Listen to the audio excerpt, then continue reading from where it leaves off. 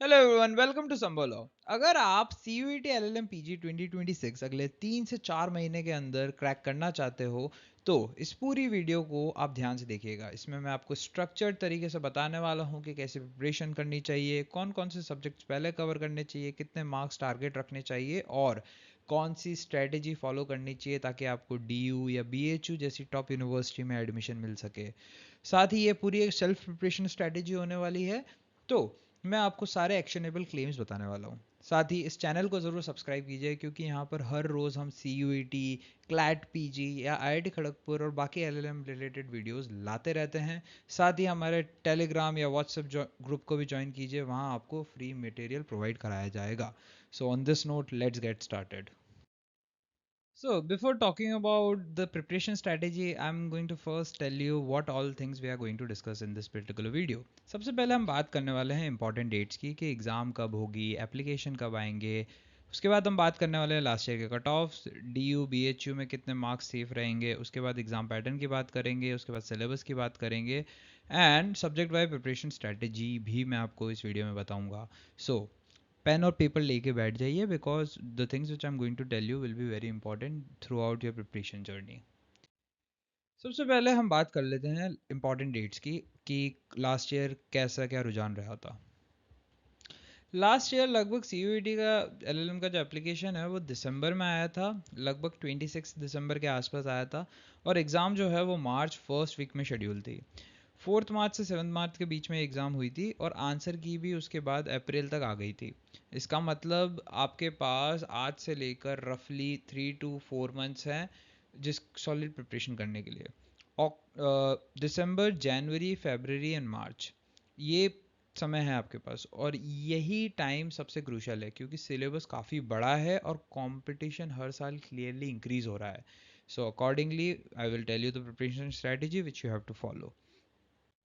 Now let's talk about the exam pattern, what all are there in this exam. So ये सबसे पहली बात, ये एग्जाम जो है कंप्यूटर बेस्ड होने वाली है, सो आपकी प्रिपरेशन होनी चाहिए कंप्यूटर के ऊपर।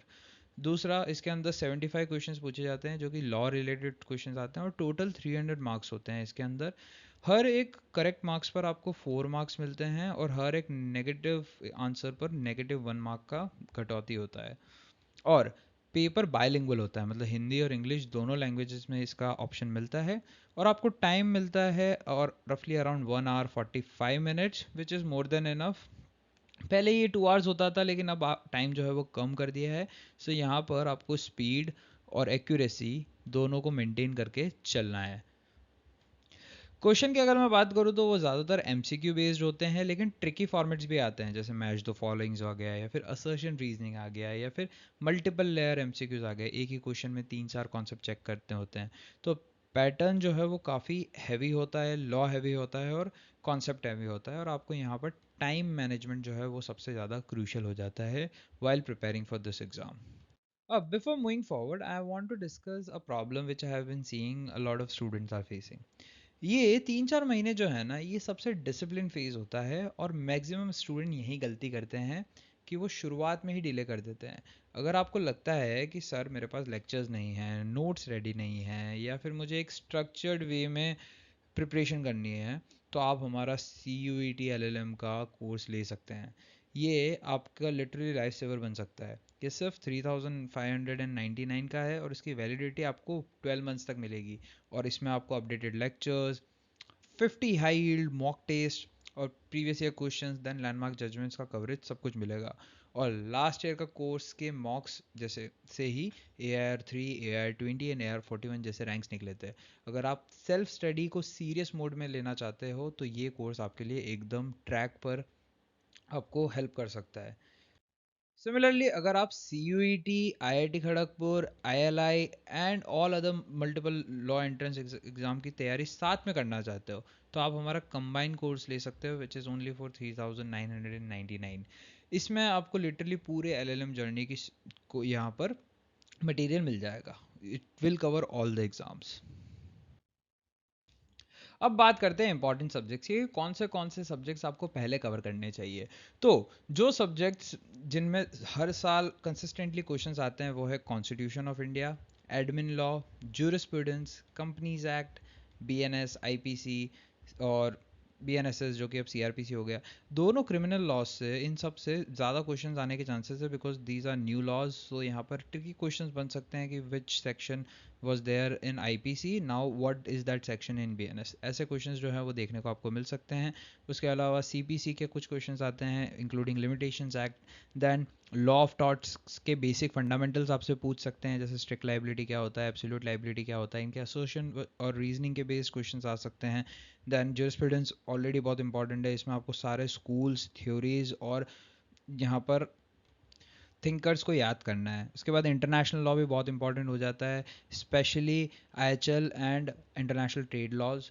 उसके बाद लेबर लॉज से भी आपको क्वेश्चंस मिल सकते हैं. Then transfer of property act भी बहुत इंपॉर्टेंट है. इन्वायरमेंटल लॉ से भी बहुत सारे क्वेश्चंस देखे जाते हैं. इन्वायरमेंटल ज्यूरिस्प्रूडेंस से बहुत सारे क्वेश्चंस देखे जाते हैं. कॉन्स्टिट्यूशनल इन्वायरमेंटलिज्म से क्वेश्चंस पूछे जाते हैं. देन इंटेलेक्चुअल प्रॉपर्टी राइट से भी क्वेश्चन पूछे जाते हैं. These has become the favourite of examiners lately. उसके बाद कॉन्ट्रैक्ट एक्ट से भी आपको यहाँ पर क्वेश्चंस आते हैं. देन पार्टनरशिप एंड सौगा भी आपको यहाँ पर रखना है याद में.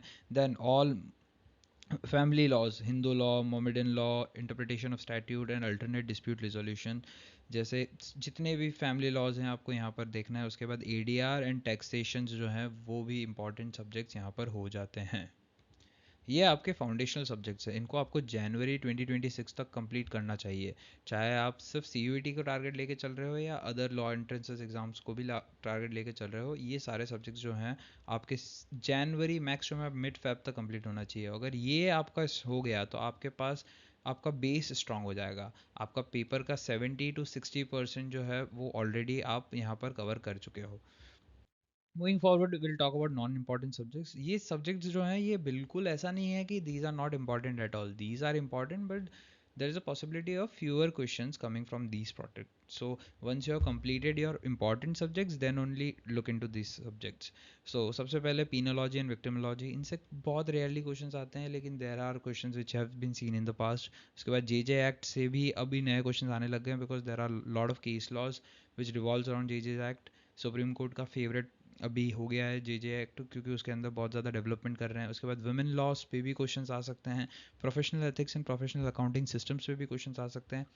ह्यूमन राइट लॉज पर क्वेश्चन आपसे पूछ सकते हैं. फिर law relating to international trade law से भी पूछ सकते हैं. Then competition law, white collar crime and right to information, insurance law and banking law से भी आपको यहाँ पर क्वेश्चंस देखने को मिल सकते हैं. इन सब्जेक्ट्स को पहले आप जब का इंपॉर्टेंट सब्जेक्ट्स क्लियर हो जाए उसके बाद आपको यहाँ पर इनकी तैयारी करनी है, और इनको आपको ज़्यादा समय नहीं देना है. हर एक सब्जेक्ट को max to max only 1 day you have to give, and you have to complete this whole in less than 15 days. अगर 15 days के अंदर आपका ये हो जाता है तो ठीक है, नहीं तो आप इन सब्जेक्ट्स को साइमल्टेनियसली एक साथ भी कर सकते हो. इनके क्रैश मॉक टेस्ट भी दे सकते हो और साथ में मैराथन्स भी कर सकते हो. बट ये सारा पूरा subjects important and non important subjects जो हैं वो आपके फेब एंड तक कंप्लीट हो जाने चाहिए. जनवरी फर्स्ट वीक में जब एग्ज़ाम सिर्फ ऑन द वर्ज ऑफ होगी, तब आपको सिर्फ और सिर्फ मॉक्स पर और रिवीजन पर ध्यान देना है.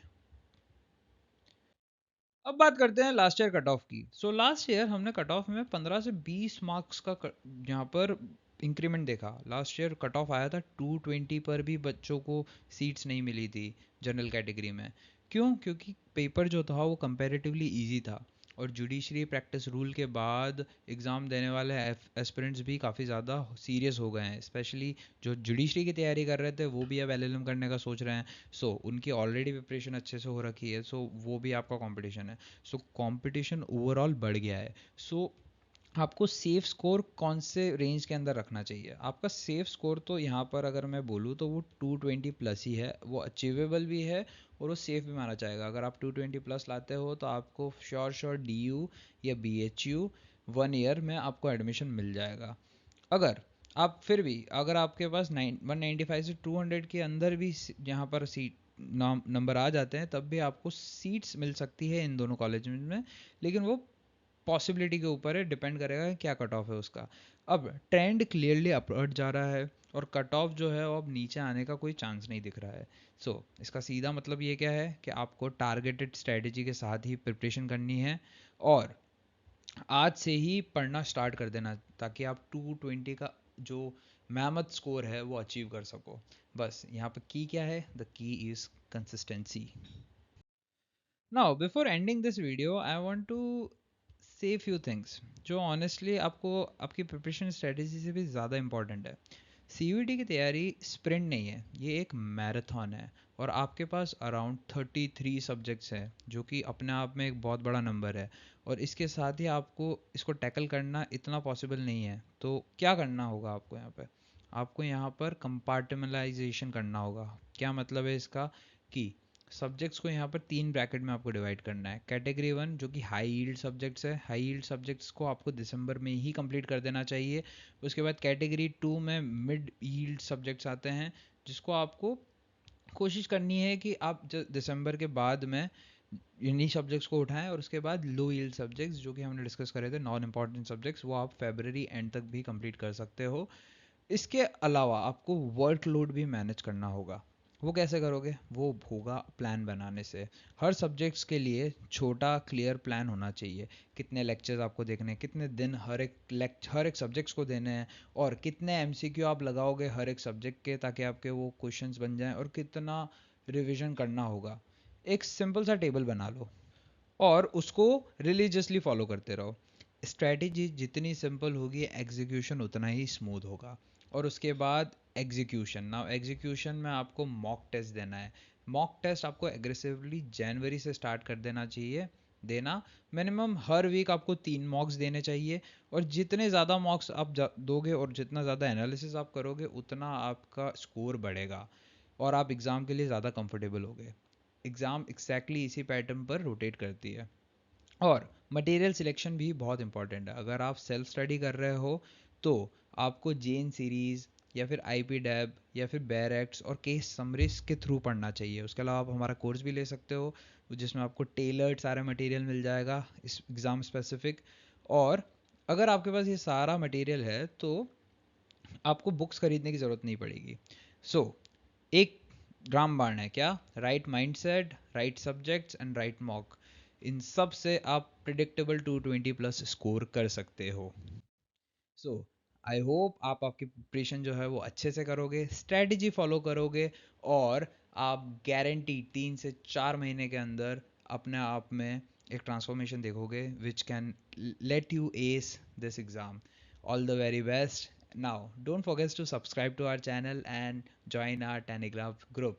वहाँ पर आपको मटेरियल भी मिलेगा और अलग अलग क्वेश्चंस हम डालते रहते हैं which will help you in this exam. Thank you very much.